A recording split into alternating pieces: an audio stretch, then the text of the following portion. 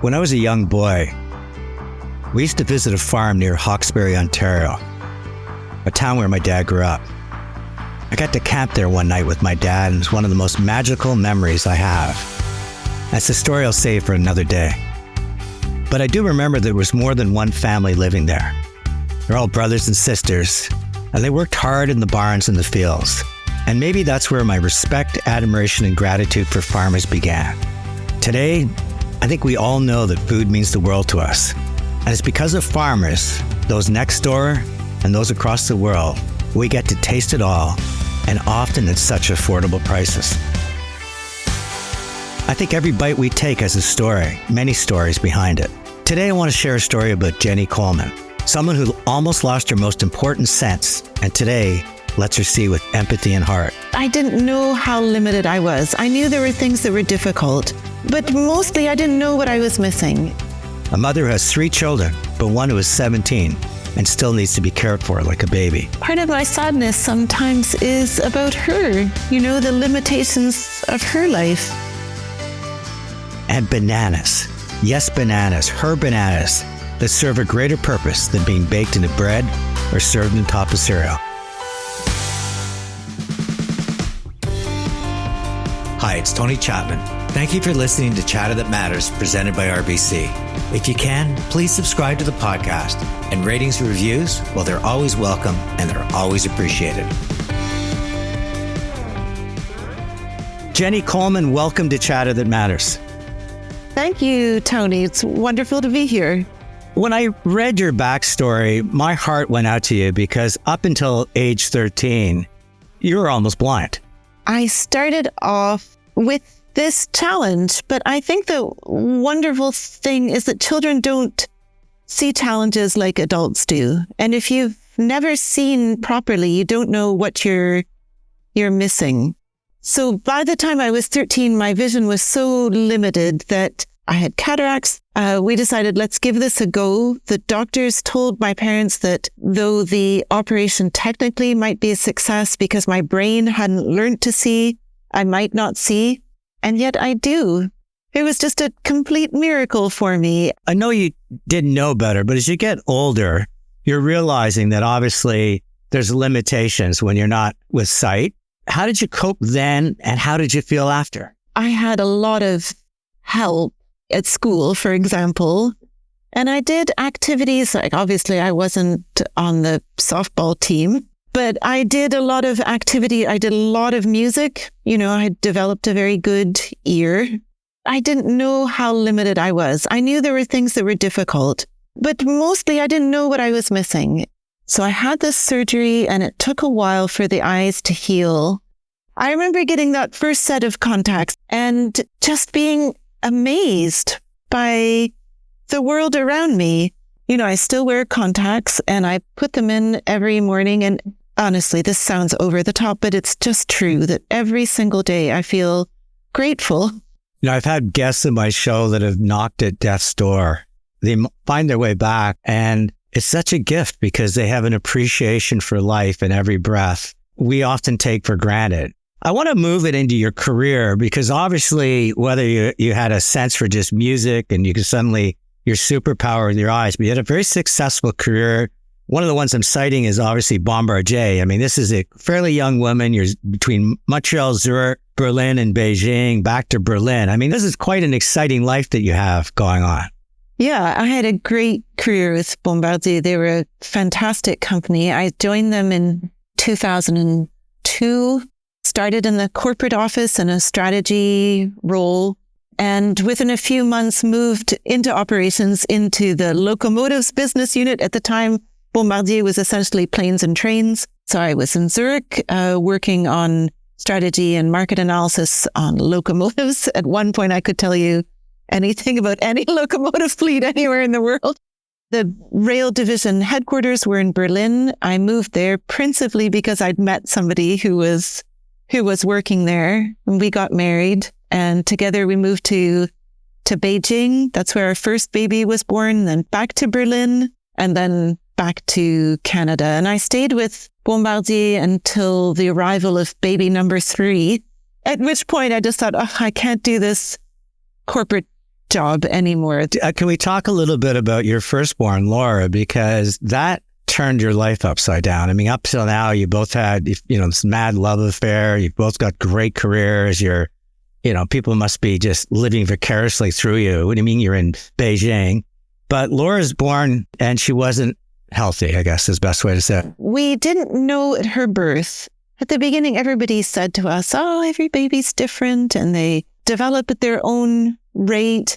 She was born just at the end of our time in Beijing. We moved back to Berlin and we saw a doctor for just a standard checkup around the time she was about 6 months. The doctor said, yeah, if she's not rolling over by the time she's 8 months, come back and see me. And Laura wasn't. The doctor then said, oh, you know what? I think this is just hypotonia.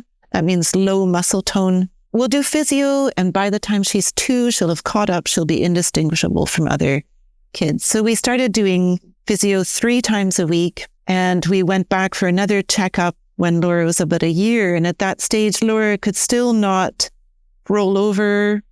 I don't think she recognized me. She was making no sounds. I was back at work and I picked up Laura and I'd come to this appointment wearing a suit. And I said, I just can't understand. She's not doing anything. And the doctor said, well, look at you. You're just a yuppie and you just want your child to be first in class. It's like, no, I don't. So we go back to the physiotherapist and she says, so how was the appointment? And I said, well, apparently I'm the problem. And the physiotherapist said, no. When I work with babies, usually there's a rattle or something and they're motivated by that sound to roll over and make something. And Laura was just flatlining. We went and got a second opinion and that doctor, she put her hand on my arm. I can still feel her hand there. And she said, you are right to worry. That was the start of, understanding that we had a serious problem. We saw every doctor, we did every test, and we only got a diagnosis for Laura when she was about 13, I guess. This was right at the beginning of the pandemic. We'd done another swath of genetic testing, and there it is. Laura's disability is caused by a spontaneous genetic mutation. It's ultra rare because it's not something that is hereditary. It's just something that happens. But the effect of that is that Laura is my eternal baby. As you said, Tony, she needs help for everything. She needs to be bathed and dressed and fed and given to drink. And she's in diapers and she doesn't walk and she doesn't talk and she doesn't understand language. Wow. She's also a very happy little person. She's unaware of her disability and therefore not frustrated by it. And though her world is small, in her world, she's fine. And my husband said, you know what? We're sad, but Laura's not. We've kind of tried to have that be our guiding philosophy. I'm not saying it's easy. It's not always easy. But what has really helped in a way is that we didn't have a diagnosis for Laura and we waited a little while before having more children. My husband said, let's roll the dice. And we had this little baby who immediately we knew she was different. The last 2 are just 16 months apart and they've given us back our smiles and they transformed us from a couple with a disabled child to a family. And it allows us in a way to let go of all of the sadness and disappointment that comes from a child when you realize that you're never going to hear mommy from them.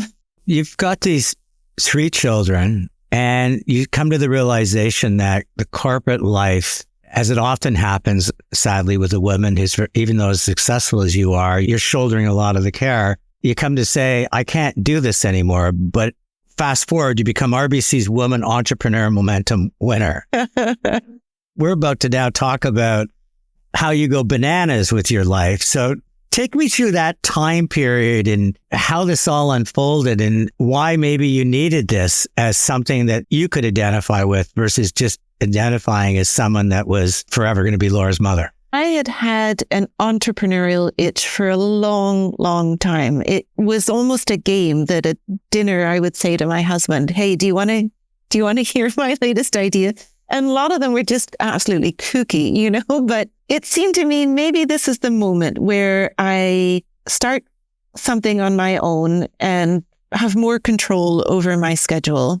And then I came upon an ad posted by a small business broker here in Montreal. Didn't give very much information, but it said, a small company with high ethical standards, suitable for somebody needing a flexible work or something.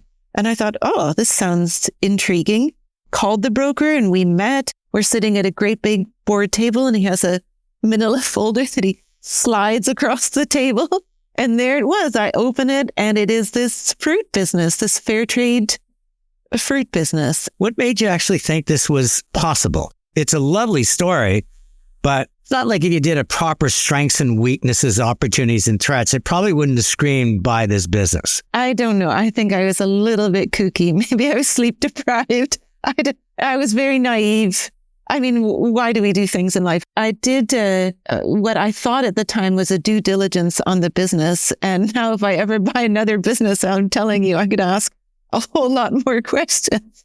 I was just really yearning for some kind of external stimulation. And it just seemed like the right thing then. And there were a whole lot of moments in certainly the first year where I just thought, have I lost my mind?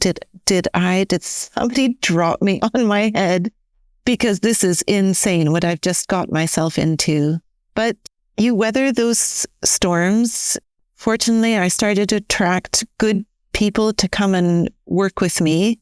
Bit by bit, we built the business and we got ourselves out of that very difficult first year. What advice can you give? There's a lot of people that, the entrepreneurial dream and this sort of, are going to be the next Zuckerberg, just sounds so wonderful. But the reality is, it's one of the toughest gauntlets to run because there's no playbook. It's very lonely because if things are going to chaos, you really can't show that to your other employees. How did you come to terms with it and not feel like you're an absolute imposter? It's a category you knew nothing about. Talk to me about how it must have felt like running in cement the first year, and how did you find a way to keep going on? Something that's overlooked for younger or starting entrepreneurs is the idea of buying somebody else's business. When you do that, when you're a repreneur, a takeover entrepreneur, you sort of have to get up in the morning, keep something that was running. If I had had to start, in fact, from scratch, I'm sure there would have been a lot of days where the children's needs or my tiredness would have made me say, we'll get to that at some other point. And I'm not sure whether I would have ever found the time to dedicate to getting a business off the ground from zero. Whereas when you buy a business, you do so because you see an opportunity for improvement. You see untapped markets. You think there's a way that you can add value to this business. But the fact is that there is a running business with existing customers. There is cash flow. You must work because the business must keep running. Then you do keep working at it. If there's anyone listening here thinking about entrepreneurship, I think it's a great way to get started. The person that sold it, has he or she followed your success with this? The company was founded in 2006 by a mother-daughter team. And they've been really sweet, especially the mom. I hardly know the daughter. The mom every once in a while sends me pictures of our bananas in stores that we weren't in when she sold me the business. And she liked me. And I think she could imagine. I think many entrepreneurs think of their business as a baby and want to hand it over to somebody who's going to make that baby grow. Though my bid wasn't the highest. How much of the times when that business was tough did you say, that person had faith in me, therefore I want to honor that faith? I think it was less about honoring her as much as being able to look my husband in the eyes and tell him I hadn't taken all of our savings and just flushed them down the toilet. After my 3 takeaways, I'm just going to close my show with sharing a little story about how Chatter That Matters started. But when we return, Jennie and I venture into her world and the hidden cost of cheap bananas and why she's chosen to take on a few giants to make thousands of lives better. Hi, it's Tony Chapman. I want to give a big shout out to RBC for everything they do to support small business owners across Canada. Starting and growing a business is tough. especially in today's world of uncertainty. But when I had the idea to launch Chatter AI, I turned to RBC. They didn't just open an account for me. They sat down, they listened, and gave me the guidance and tools I need to turn my vision into reality. Today, I rely on RBC's small business solutions to navigate the ups and downs of entrepreneurship. Whether it's banking, financing, or expert advice, they're there every step of the way. Because ideas happen at RBC, and small business matters to you and me. Visit rbc.com/smallbusiness and turn your dreams into reality. What we want to do is to change the banana industry. And we want our competitors to be on board with this too. We want them all giving the same message. That 100-year era, that's done. Let's try a new version of this banana business model. Today, my special guest is Jennie Coleman. She is being acknowledged and decorated by so many associations and for so many reasons. Her faith in humanity, fair trade, her talents as an entrepreneur, and just her positivity and sense of possibility.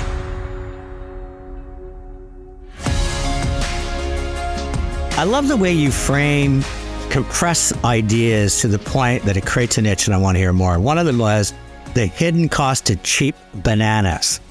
Talk to me about what is the hidden cost to cheap bananas, and why are you on a cause to expose it? Bananas are the cheapest fruit in our basket, probably per pound the cheapest item at the grocery store. And if we look at banana data going back to January of 1995, bananas then were being sold at an average price of 59 cents per pound. You can still find bananas at 59 cents per pound in discount banners in Ontario, at least. Doesn't make any sense. Nothing else is A, that cheap to begin with, and B, as cheap as it was nearly 30 years ago. The problem with that cheap price is that is not a sustainable price. That is not a price that reflects the hard work that goes into growing bananas. And so if we consider what would be a sustainable price versus what we see in grocery stores, we can thank small growers and plantation workers for essentially subsidizing our favorite fruit through low wages, poor working conditions, and living the effect of toxic environmental practices which have been implemented to increase production and cut costs. And it's just not right. There are costs to that business model. There are, of course, the workers and the small growers that we've just talked about, but there are broader issues that stem from unequal supply chains. We see a migration crisis on the southern U.S. border. In the top 5 source countries for those migrants is Guatemala. 2001 report on the state of labor in the Guatemalan banana industry, we find that 85% of Guatemalan production is on non-unionized farms. Those workers are earning on average $1.05 US an hour for average 68-hour work weeks. This is poverty wages under very difficult conditions. So why hasn't that come out? I mean, the sweat factories made major brands wake up and do something different. Sure. Why is it you peeling back the story, if I can use a horrible pun, and we haven't heard more about it? I want everybody to talk about this. I'm not sure if this is a good news, bad news story. Obviously, it's a bad news story. But in June, a Florida court found Chiquita liable in the deaths of 8 banana workers who were killed by a paramilitary organization that Chiquita had funded between 1997 and 2004. It's taken this long for that case to be tried and for them to be found liable. That has generated a lot, just in these last few months, a lot of articles, a lot of coverage. There was a op-ed, a guest essay in the New York Times just yesterday. Let's hope that the more consciousness there is about bananas, the better. Part of the trouble is that the market is very, very controlled, monopolized by a few big companies who own the whole supply chain. And so a retail buyer here in North America We've met people who've been buying bananas for 40 years and have never set foot on a plantation. Out of sight, out of mind, bananas have been sort of perpetually cheap. Equifruit obviously is your company. You're changing that. From what I understand, you charge a good premium on your bananas, but part of that money goes back to lifting and improving the life of the people that work on those plantations. That might make you popular with them. It certainly is popular with a lot of consumers that have a consciousness, but I have to believe that's brought you offside with the 2 or 3 companies that control everything. We are 100% Fairtrade company. It's our brand promise. Everything we're going to bring in is certified by Fairtrade International. And to gain that certification, our growers have to respect certain standards on sustainable production, sustainable economically, socially, and environmentally. We too pay a fair price for them respecting those standards. We respect a minimum price, a price that is set to represent the cost of that sustainable production. So production where there have been, living wages paid, where there's been no child or forced labor, where there's environmental stewardship, if it's our conventional bananas or, most of our volume is organic fair trade bananas. And then you're right, there's an additional amount, which is called the Fairtrade Social Premium, which is $1 per 40-pound case. That social premium is used either by small growers or workers on a plantation for a whole host of different projects, most often used to improve production, reduce water usage, their carbon footprint. Plantation workers are really the most dispossessed in this chain, and they will use it generally for improvements in basic housing or furniture or school uniforms, school fees for their children. So Jenny, if I have my math right, you talk about $1 every 40 pounds, and some people say, oh, so what's a couple $100? You've given around $3 million back to improve life and livelihood. That has to be one of the things you feel most proud about. We feel very excited about that. We know that there's a reason for our work. But I would argue that even more important than that social premium is ensuring that you're paying price that covers sustainable production. That you're not cutting corners, that the social premium doesn't end up being a token charity amount. At the anchor of the system is making sure that you're paying a fair price per case. That's what a farmer can rely on. When we work with cooperatives as small growers, and they are each of them a business person with their own land. If they want to make improvements and they want to go to the bank, for example, they can say, well, we're in contracts with Equifruit that is going to pay us this price that includes a small margin. It's business. The way Equifruit might go to the bank seeking a loan, that small grower might go and get the loan they need to expand their farm. That fair trade minimum price, because it reflects a budget for fair labor, guess what? It means that they can send their own children to school. Small growers are not going to be reliant on their children to provide the labor on their farm. They can go out and get adults who are consenting to work on that farm. In a world where there's a stampede to value, even, the largest grocery store is talking about yet another format that's going to strip out all the frills. You realize that there's a higher purpose than profit. You're seeing the value of that circle economy happening with free trade. How do you convince consumers that banana is worth a little bit more? This is the main challenge we face, but it isn't actually with consumers. It's with retail buyers. They are really the narrow part of that hourglass, because bananas are not something that we can set up an e-commerce site and just ship out to whoever wants them. We really need them as the distributor to consumers. If they decide that they are going to take a responsible procurement approach, then consumers have that choice. But if they decide this is not something that they feel their consumers are interested in, then we are locked out. It's not like a CPG product where essentially, you charm the buyer, but you're also buying shelf space And as long as your product turns, you will be allowed to keep your product on the shelf space. So we focus most of our attention right now on retail buyers. And what we tell them is that it is time for a reset in the banana industry. We've all had a terrific deal on bananas for the last 100 years.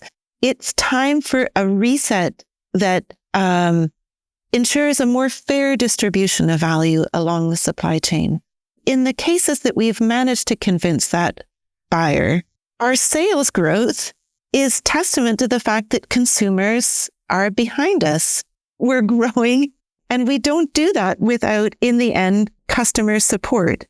And the thing that we've got to remember is that even if our bananas sell at a premium, and they do, there's a difference between percentage increase and absolute increase. So let's take the example of Longo's in the Toronto area. Longo's in 2001, we had worked with them for a long time on Fairtrade organic bananas, but in 2001, they switched out their non-Fairtrade conventional bananas for Equifruit Fairtrade conventional bananas. And at the time, they were charging 69 cents per pound for conventional bananas. When they made the switch to Fairtrade, because they were respecting, through Equifruit, this cost structure, they raised the price from 69 cents to 99 cents a pound. Percentage-wise, heads explode. And there was a lot of nervousness. The factor that was going to determine the success of the program was that there was no lost tonnage. There has been no lost tonnage. The average Canadian eats about 15 kilos of bananas per year. That's about 33 pounds. That 69 to 99 cent difference is 30 cents. 30 cents times 33 pounds works out to less than 10 Canadian dollars per year on our grocery bill.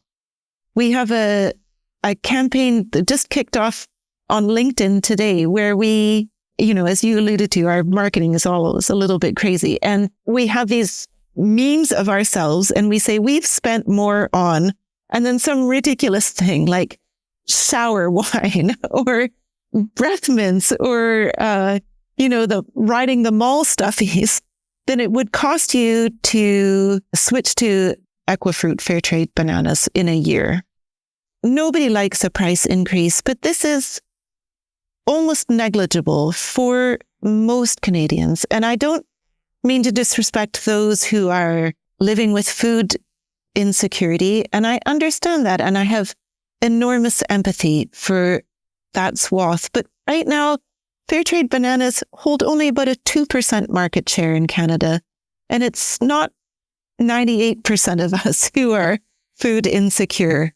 People don't ask about the food insecurity of those workers at the beginning of the chain. I want to just bring it back to you now. I mean, you've built this business. It certainly has its own complexities and challenges, but you sound like you still love it. You're a mother. You've got a partnership. You've got 3 children, one that's always going to be your baby.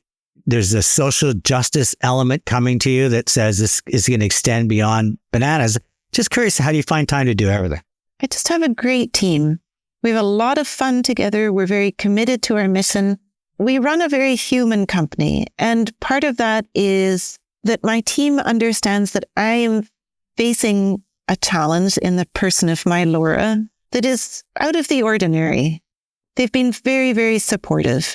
It continues to allow me the flexibility to blend my family responsibilities with my work responsibilities. And I would be remiss if I didn't say that for the last 2 years now, we've gotten home care support through what we call here in Quebec, the CLSC, our local healthcare center. And Laura's health, I mean, when I was reading the notes, you almost lost her. Yeah, well, she's a mystery. That's what she is. There are only about 200 identified cases of this genetic mutation that she has. And most of them are children. There may be more out in the universe, but genetic testing is expensive. It means that we don't really know what's ahead. yeah, there have been tough moments. And sometimes I can't spend too much time thinking about the future because I don't know what that is.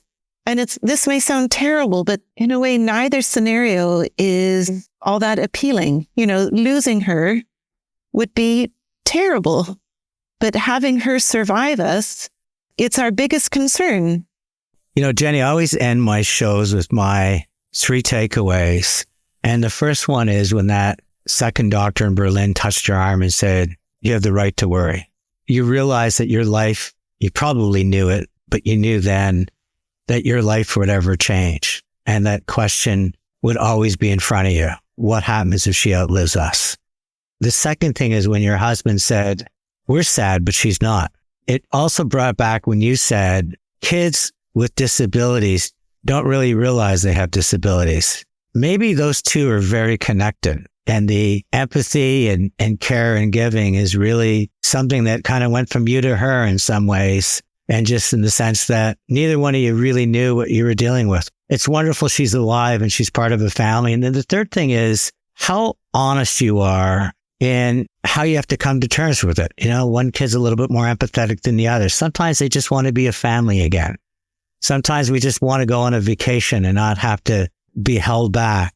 That alone has to be something that would consume most people's entire life because you're trying to dance across the thinnest wire, trying to make it all work. And the fact that you did this and you bought a business that you know nothing about and that you launched this crusade that I'm taking on now. And we'll talk about on television when I do my weekly shows, bring one of your bananas on TV and just let people know that if we can afford to do that, there's so much more than immediate gratification that goes into the choices we make. I hope that more and more the choices go towards Equifruit, organizations like yours, and people like you that are behind it. So for all of that and more, thank you for joining me in Chatter That Matters. Thank you so much, Tony. That was lovely. I'm touched. I don't know how far you go back as a listener to Chatter That Matters. I'll share a quick story that this began at the early days of COVID. I had this tiny little podcast and I approached RBC and I said, it's in all our collective interest to really support small business owners. They're the heart of our economy and we all have to do our part to keep those hearts beating strong. The idea was that each week I'd share a story of a small business warrior, the headwinds they're facing now that COVID hit. And I'd invite people in from my network. Some of the smartest people I've ever met, Jeannie Beckers and Arlene Dickinsons and Joe Mimrans and Beverly Hammonds and just so many more. And the idea that they would take the time and invest the time to help that individual owner get to where they need, want, and deserve to go. Well, that kernel of an idea obviously blossomed to something much bigger, and the lens of the podcast got much wider. It wasn't just small business owners. It was people that overcame circumstances, chased their dreams, changed their world, and ours for the better. And we brought in world-renowned thinkers, thought leaders, award winners, and of course, stories of people you might never have heard of, but once you did, you realize that within all of us, there lies the ability to reinvent, to have resilience. So it was wonderful today to share with you Jennie Coleman and get back to our roots. And I'm such a fan of how Jennie has approached her business, that there's a much higher purpose than profit. And I'm so proud of RBC because I've been working with this brand for 5 years now. They go way beyond banking. And their intent truly is to help people thrive and communities prosper. And they're so open to people walking in the doors with their ideas and their dreams and trying to find a way to make things happen. So here's to all the small business warriors, here's to all my guests, here's to all of you, and here's to RBC, because those are the pillars by which we build Chatter That Matters every week. It's Tony Chapman, thanks for listening, and let's chat soon.